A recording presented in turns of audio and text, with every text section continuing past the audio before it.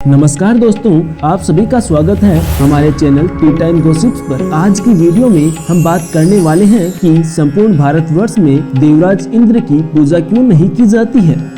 जैसा कि हम सभी लोग जानते हैं कि इंद्रदेव को देवताओं का राजा कहा जाता है, इसीलिए उन्हें देवराज इंद्र भी कहा जाता है। जब इंद्रदेव देवताओं के राजा हैं, तो आखिर क्यों देवराज इंद्र की पूजा नहीं की जाती है, जबकि अन्य देव जैसे सूर्यदेव, शनिदेव, चंद्रदेव आदि की पूजा होती है। आखिर ऐसी कौन सी वजह रही होगी जिसके कारण देवराज इंद्र की पूजा नहीं की जाती है, और क्यों संपूर्ण भारतवर्ष में देवराज इंद्र का एक भी मंदिर नहीं बना हुआ है। इस बारे में दो प्राचीन कथाएं प्रचलित हैं। पौराणिक कथाओं के अनुसार इंद्र किसी व्यक्ति विशेष का नाम नहीं था, बल्कि स्वर्ग की गद्दी जिसको मिलती थी उसको ही इंद्र की उपाधि दी जाती थी, और उस देव को ही इंद्रदेव कहा जाता था। ऐसा माना जाता था कि इंद्रप्रस्थ पर जो भी आसीन होता था उसे स्वर्ग लोक की गद्दी खोने का डर लगा रहता था। इसीलिए वो सदैव अपने से ज्यादा शक्तिशाली साधु या राजा की तपस्या को स्वर्ग लोक की अप्सरा रंभा उर्वशी को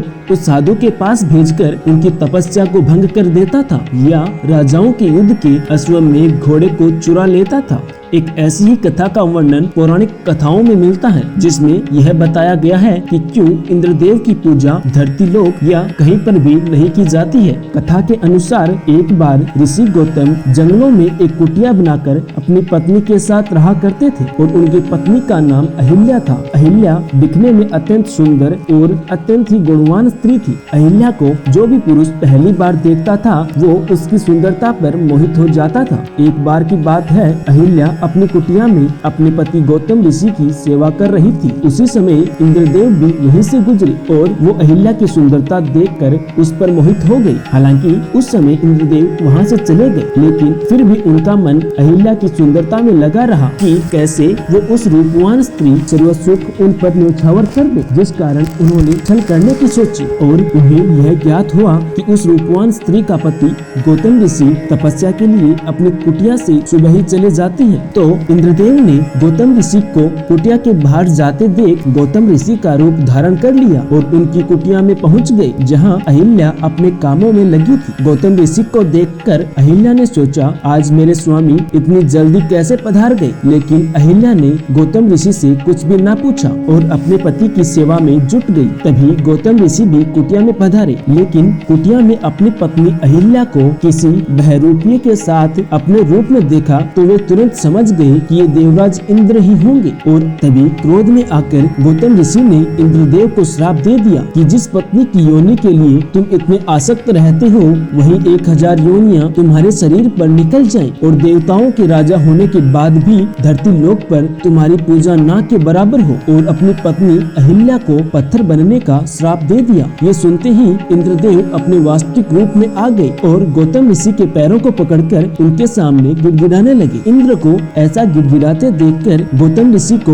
उन पर दया आ गई, और उन्होंने इंद्र के शरीर पर उगी 1000 योनियों को आंखों में परिवर्तित कर दिया। लेकिन अहिल्या के बार बार कहने के बाद भी गौतम ऋषि ने उनकी एक ना सुनी और उनको एक शिला में परिवर्तित कर दिया, और कहा, जब त्रेता युग में भगवान राम जन्म लेंगे और उनके चरण जब भी इस शिला पर पड़ेंगे, तब तुमको अपने पापों से मुक्ति मिल जाएगी। और तभी से वो शिला वहीं पर स्थापित हो गई। यही कारण है कि स्वर्ग के राजा देवराज इंद्र की पूजा हिंदू धर्म में नहीं की जाती है। एक दूसरी कथा के अनुसार भगवान श्री कृष्ण ने जब द्वापर युग में द्वारिका में जन्म लिया और बड़े हुए, तब उन्होंने देखा कि सभी ब्रजवासी बड़े ही धूमधाम से इंद्र की पूजा की तैयारी कर उनकी पूजा अर्चना करने जा रहे हैं। तभी श्री कृष्ण ने ब्रजवासियों से कहा कि तुम लोगों को ऐसे व्यक्ति की पूजा नहीं करनी चाहिए जो ना ही ईश्वर हो और ना ही ईश्वर के सम्मान हो। तुम लोग गाय माता की पूजा क्यों नहीं करते, जिससे हम सभी लोगों का जीवन चलता है। इसके अलावा श्री कृष्ण ने गोवर्धन पर्वत की पूजा करने को कहा। पहले तो सभी ब्रजवासियों ने कृष्ण की बात मान ली और कहा, ऐसा करने से इंद्रदेव क्रोधित हो जाएंगे, जिससे हमारे ब्रज में वर्षा नहीं होगी। यदि वर्षा नहीं हुई तो हम लोग अपनी गायों को चारा और अपने परिवार को अनाज कहां से लेकर खिलाएंगे। तब श्री कृष्ण ने कहा कि हम किसी ऐसे देवता की पूजा क्यों करें जो हमें भय और डर दिखाता है। अगर हमें चढ़ावे का पूजन करना ही है तो हम गोवर्धन पर्वत की पूजा करेंगे। तभी से ब्रज में इंद्र उत्सव नहीं गोवर्धन उत्सव मनाया जाने लगा। यह बात इंद्र को पता चली कि ब्रजवासियों ने उनकी पूजा न करके गोवर्धन पर्वत की पूजा करना शुरू कर दी तो इंद्र क्रोधित हो गए और क्रोध में आकर उन्होंने अपने प्रलय मचाने वाले बादलों को आदेश दिया कि ब्रजवासियों को पूरा जलमग्न कर दो और पूरी द्वारिका में तबाही ला दो। इंद्र के प्रलयकारी बादलों ने ऐसा ही किया। उन्होंने इतनी मूसलाधार बारिश की कि पूरा द्वारिका डूबने लगा। ब्रजवासियों में हाहाकार मच गया। तभी श्री कृष्ण ने अपने हाथ की सबसे छोटी अंगुली पर गोवर्धन पर्वत को धारण किया और सारे ब्रजवासियों को उस गोवर्धन पर्वत के नीचे आने को कहा। गोवर्धन पर्वत के नीचे आते ही ब्रजवासियों को उस मूसलाधार बारिश का कोई असर न हुआ। यह देखकर इंद्र का अभिमान चूर हो गया। उसके बाद श्री कृष्ण और इंद्रदेव का युद्ध भी हुआ जिसमें इंद्रदेव परास्त हुए और तभी से द्वारिका में गोवर्धन पर्वत की पूजा होने लगी। तो दोस्तों पूजा उसी की होती है जिसका कोई मंदिर हो। जब किसी देव का मंदिर ही नहीं होगा तो पूजा किस चीज की होगी।